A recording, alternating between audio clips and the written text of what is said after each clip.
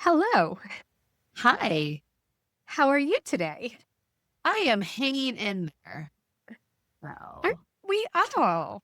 I feel like it's just your typical day here at First Novel Problems, where every day feels like it's a house on fire. it says Welcome to writing a novel, though, where it's just project management.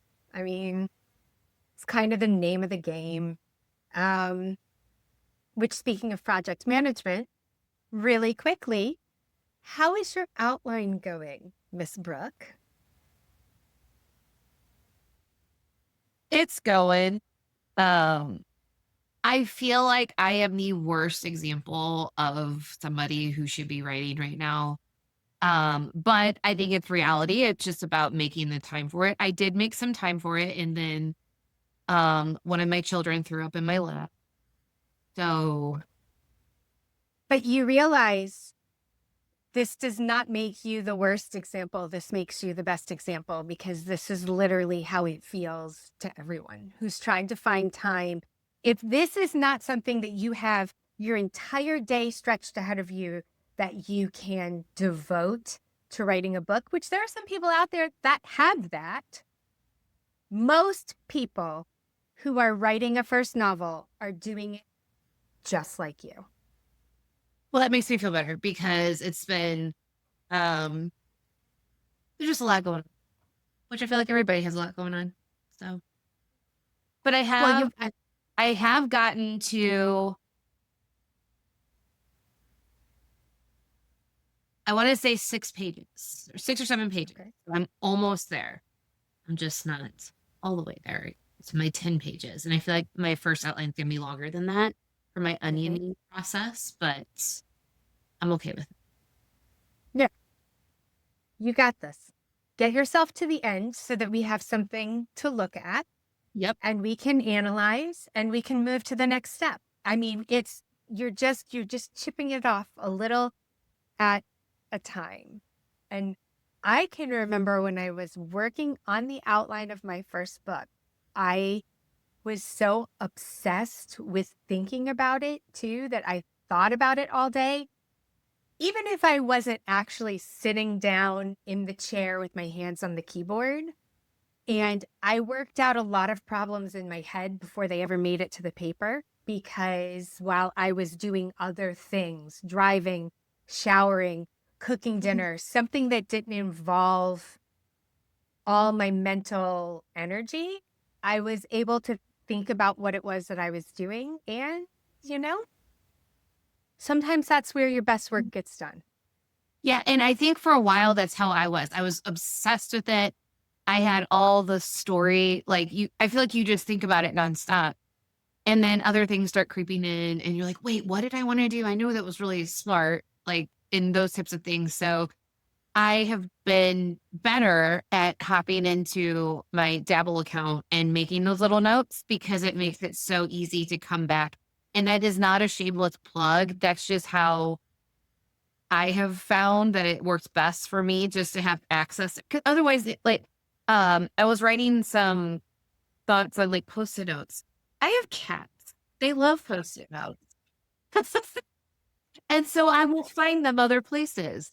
So I found, and like notebooks are all over the spot. So I found that just jotting it down, like, because there is the ideas notebook now in Dabble. Mhm. Um, and so, yeah, I've found that that's kind of been the best way to keep me organized so I don't lose those cool little. Do you know how many post-it notes I have found stashed on my desk that I look at and I either cannot read my own handwriting or I have no idea what the heck it was I was trying to say. And I literally I wish we had had this conversation yesterday because yesterday, I kid you not, I gathered all the post-it notes up off my desk. I went through them one by one, and I think the only one I saved was this one, which has nothing to do with writing. It just says DMV appointment for my daughter's license. That was everything else I threw away because I didn't know what it pertained to.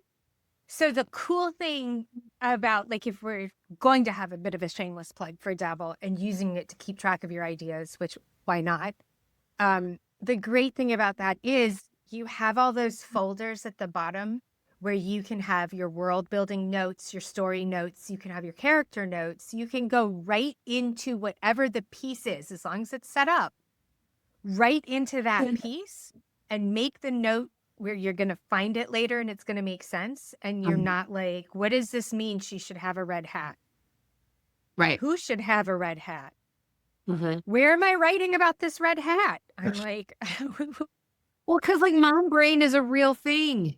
it is a Like real thing. it's a real thing. Like I'm not even gonna lie. I can't even believe I'm admitting this on a video.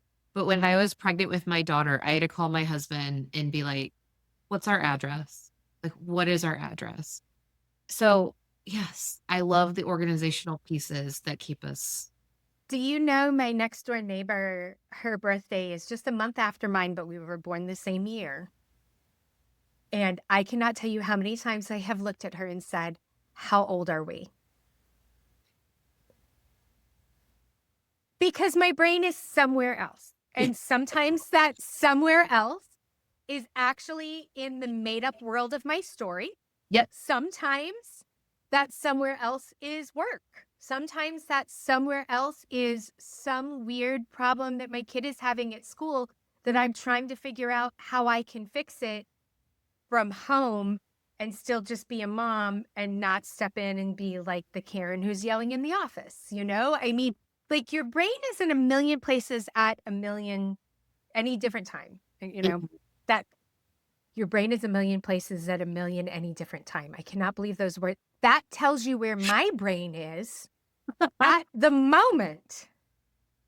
Yeah. And yet here we are trying to make something that works, that is cohesive.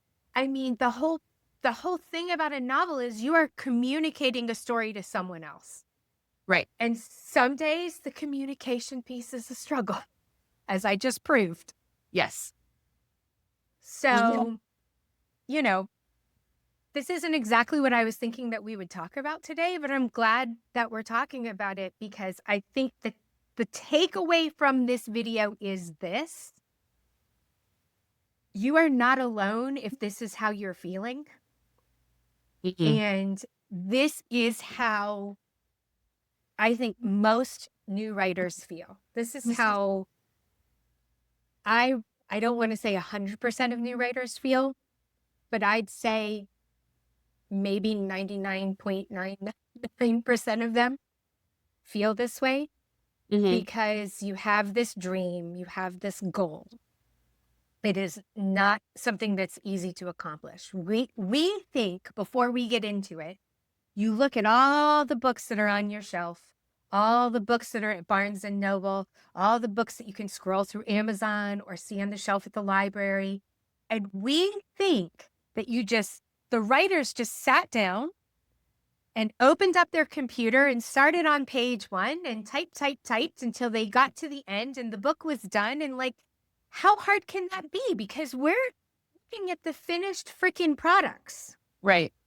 We don't realize that this could have taken that writer years to do. And in our hearts, it needs to have been done yesterday. Right. Yep. And I think that's like the part of it is because, and I'm gonna pick on Shannon for a second because I pick on her a lot, but she is so good about, you know what? I need to work on my book today. So I'm going to make myself. She has a couple of coffee shops that she rotates through. But she goes, I'm going to get myself out of the distractions. I'm going to go to XYZ coffee shop. Now, if I'm invited, it's not nearly as productive because I bother her the whole time she's there. But so I think like those little things are just, if it is a priority at this time, treat it like a priority and make sure that you can set yourself up for success, even if it is for a half hour or like how you had mentioned the other day, 5 minutes.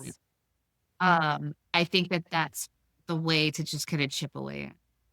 So the name of the game in some respects is discipline. Mm-hmm. And that's really hard.